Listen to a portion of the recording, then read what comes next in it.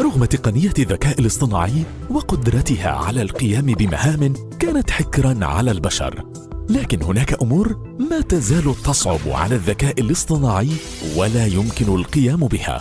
من أهمها: أولاً، ربط المفاهيم ببعض.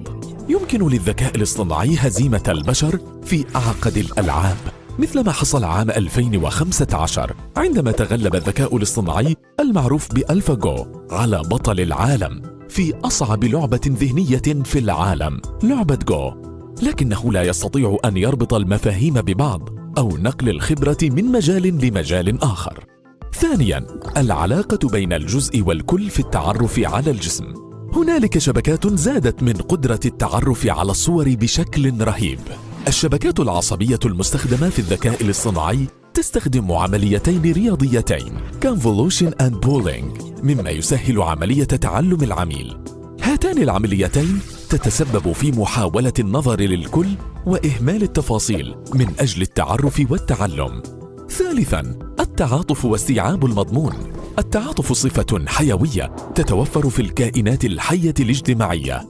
هذه الصفة توجد بشكل أكبر عند البشر ولا تتوفر في الذكاء الاصطناعي، حيث أنها تعمل على التحسين الانتقائي Greedy Optimization، حيث يقوم العميل بزيادة الفائدة Utility لنفسه فقط من أجل زيادة فعاليته Performance.